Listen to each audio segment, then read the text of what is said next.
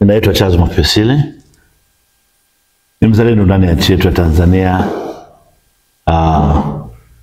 Kada wa Chama cha Mapinduzi, mjumbe wa mkutano mkuu taifa na mjumbe wa halmashauri kuu ya mkoa wetu wa Mbeya. Ndugu yangu, nimepata nafasi ya kuzungumza nanyi kama vyombo vya habari kwa ajili ya mambo mawili matatu ya nchi yetu.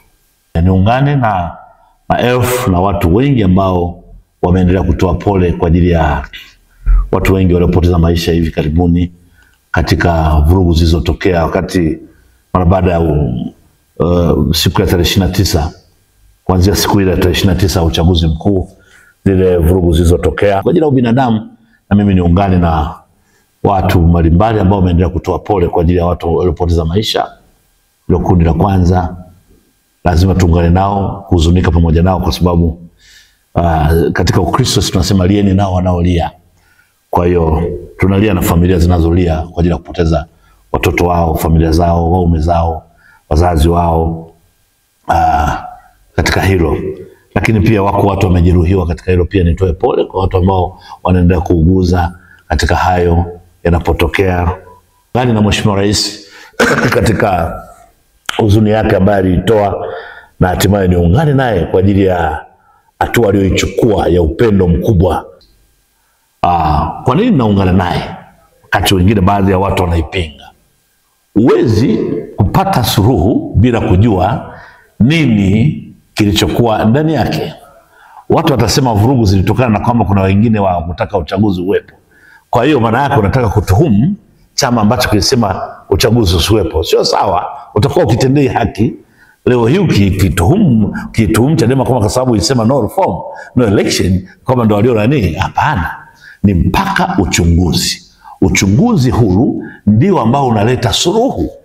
Na nimpongeze pia kwamba aina ya watu aliowachagua kwenye ile tume ni watu nguli, ni wazee wa staff nguli, ni wazee ambao ndugu zangu wanahabari, sio wazee wanaosubiri teuzi wale, sio wazee wanaotegemea leo hii kwamba utasema Mheshimiwa Jaji Mkuu mstaafu Osman Chande kama anategemea teuliwa katika nini. No. Ni wazee ambao wamefika kwenye, tunaita kwenye top layer of rank. Ni watu wa cheo vyeo vikubwa kabisa. Kuongoza muhimili wa mahakama ni heshima kubwa sana. Sidhani kama anatamani kama ateuliwe tena kuwa jaji sio wapi. Jaji Osman Chande amekuwa international judge, amefanya kazi ya ICC. Kwa hiyo ndugu zangu wanahabari, nataka kuwaomba Watanzania tuiamini tume ya uchunguzi ambayo rais ameunda, na tumuombee Mheshimiwa Rais. Niwaombe viongozi wa dini, makanisa, misikiti yetu, tuendelee kuombea amani na upendo wa nchi yetu, kwa sababu hatukuzoea kuwa na vurugu katika nchi yetu, tulizoea kuwa na amani. Tuendelee kushikamana hivyo kama ambavyo tumeendelea kushikamana. Leo hii Muislamu na Mkristo wanakaa pamoja, wanakula pamoja, wanashirikiana, watu wanaoleana. Ndivyo Watanzania tulivyo. Sasa tuseme kama kauli mbiu yake inavyosema Mheshimiwa Rais, kazi na utu, tunasonga mbele. Watanzania tusonge mbele. Maana yake sasa tumuunge mkono Mheshimiwa Rais katika kuchapa kazi.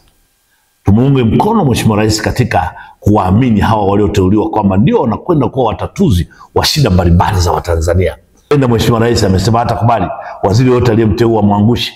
Anasema hapana, hatapata shida kubadilisha. Mimi nasema tuungane sana mawaziri hawa ambao wameteuliwa, tuwaamini kwamba ni mkono mwingine wa rais wa kuwafikia Watanzania, kwa sababu yeye mwenyewe kwenda kuifikia Tanzania kila mmoja na kujua kila Mtanzania na haja ya nini. Mimi naamini kwamba hawa aliowateua sasa ndio wanakwenda kuibua kero mbalimbali za wananchi. Kama ni kero ya kuwa na katiba mpya, tayari kuna waziri pale ameteuliwa, waziri wa katiba na sheria. Timu aliyoiunda Mheshimiwa Rais ni mwanzo mzuri alioanza wa kutengeneza serikali yake, na ataendelea vizuri kuitengeneza serikali yake ili Watanzania wapate sasa kile walichokipigia kula kwa kupata matunda yao. Ninaendelea kupongeza sana. Ndio maana nasema kwamba nina imani kubwa na timu ambayo imetengenezwa na Mheshimiwa Rais. Imani kubwa pale tulisema awali pale kwamba Mheshimiwa Rais ana makamu wa rais mzuri sana, Daktari Emmanuel Nchimbi, lakini sasa tumepata jembe lingine, zalendo. Mimi namuitaga zalendo, sio mzalendo. Mwigulu Nchemba ni mtu ambaye amejitanabaisha wazi wakati wote kwamba yeye ni mzalendo wa dhati. Anatembea amevaa bendera wakati wote. Iko kwenye tai yake, iko humu, manake iko ndani ya roho yake. Mwigulu Nchemba anaijua nchi vizuri sana.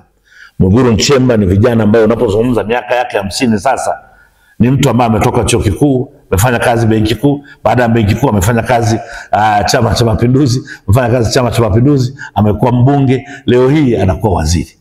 Kwa hiyo unakuta kama ni kijana ambaye ni mzalendo ambaye ametengenezwa ndani ya chama.